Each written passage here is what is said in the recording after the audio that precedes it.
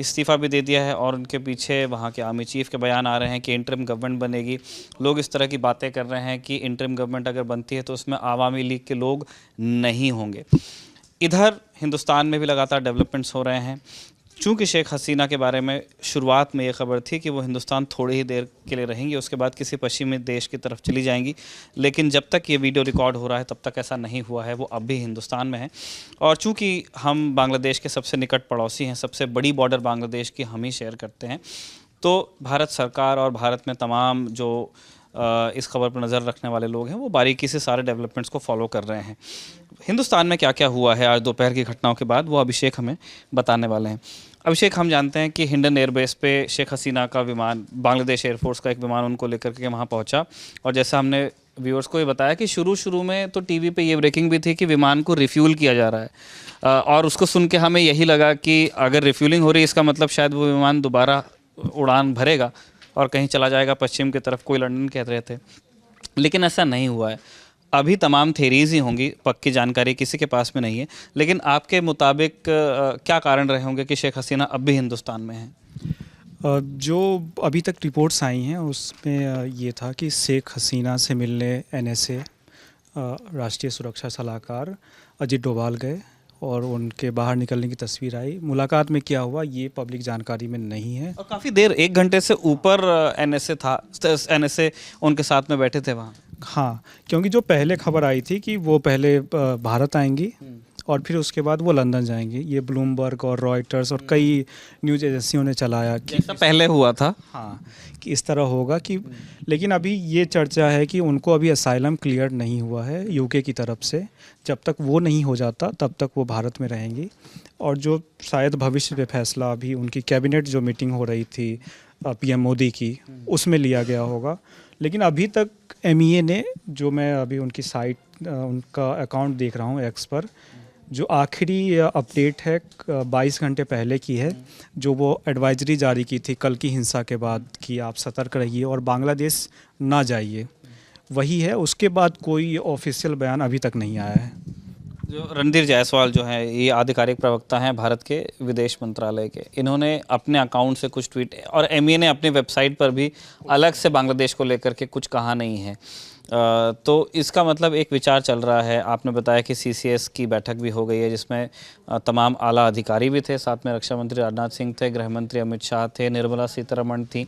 इसका मतलब इंडिया ने इसको एक बहुत बड़े इवेंट की तरह देखा है जब पीएम रात को मीटिंग कन्वीन कर रहे हैं और उन्हें ब्रीफ किया गया है। मीटिंग अगेन, जैसे हम एनएसए और शेख हसीना के बीच हुई बैठक की ग्रैनुलर डिटेल्स नहीं जानते हैं, हमें सीसीएस की बैठक की जानकारी भी अभी तक नहीं है कि अंदर पीएम को ब्रीफ करने के अलावा क्या हुआ है, लेकिन कुछ और डेवलपमेंट्स ज़रूर हैं। जो डीजी बीएसएफ हैं उन्हें तत्काल प्रभाव से कोलकाता जाने के लिए कहा गया है। आई एम श्योर जब तक कि इस वीडियो की रिकॉर्डिंग हो रही है शायद वो कोलकाता पहुंच गए होंगे या कोलकाता पहुंचने वाले होंगे। उन्हें वहां जाकर के स्थिति पर निगरानी करने को कहा गया है, क्योंकि उन्हीं की फ़ोर्स है, जो बांग्लादेश बॉर्डर आपका पूरा है उसको बीएसएफ ही मैन करती है। अगर बांग्लादेश में हालात ख़राब होते हैं तो इससे पूर्व में देखा गया है कि जो बॉर्डर एरियाज़ हैं हिंदुस्तान के, वहाँ पे भी कभी रिप्राइजल अटैक्स भी हुए हैं, कभी शरणार्थी भी आए हैं। इसको देखते हुए सटे हुए इलाकों में कई जगह कर्फ्यू लगने की खबरें भी आ रही हैं और पूरा वो इलाका हाई अलर्ट पे है। इसके अलावा क्या शेख हसीना के बेटे ने भी कुछ कहा है? बीबीसी को एक उन्होंने इंटरव्यू दिया है, उसमें उन्होंने कहा कि जो उनकी माँ हैं इस घटना से बिल्कुल भी खुश नहीं है, कोई भी नहीं होगा, लेकिन उनकी जो आपत्ति है या फिर उनका जो दुख है कि मैंने 15 सालों तक देश के लिए ये किया और एक गुट, छोटा सा गुट आके वो सारे किए धरे पर पानी फेर दे रहा है। और उनका ये भी कहना है कि शेख हसीना अब शायद पॉलिटिक्स में ना आए दोबारा, अगर कभी ऐसा मौका मिला तब भी। शेख हसीना की उम्र 76 वर्ष हो चुकी है और वो पहली बार 96 में बनी थी और 2001 तक, फिर उसके बाद वो 2009 से लगातार थी, तो 21 बरस वो प्रधानमंत्री रहीं और 40 से ज़्यादा सालों तक उन्होंने अवामी लीग को लीड किया है, जो वहाँ की सत्ताधारी पार्टी थी अभी तक।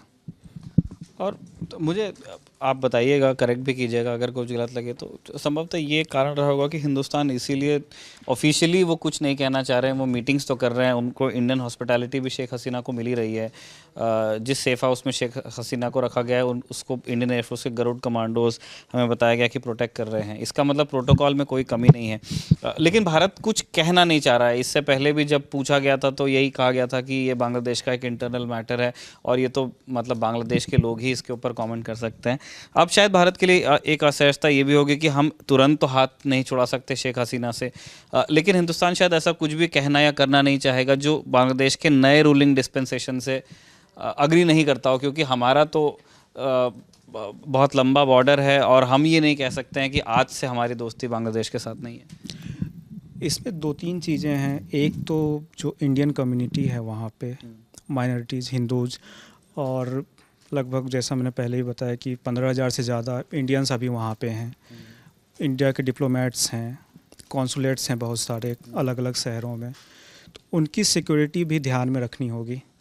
क्योंकि जब भी भारत में ऐसा कुछ होता है कि जिससे बांग्लादेश के जो कट्टर लोग हैं उससे प्रभावित अगर हुए, या फिर उनको लगा कि हम प्रभावित हो रहे हैं कि वहाँ सऊदी अरब में कुछ हो रहा है तो हम पे असर हो रहा है, वो एक काल्पनिक भी हो सकता है, तो वो उसका बदला लेते हैं वहाँ के लोगों से।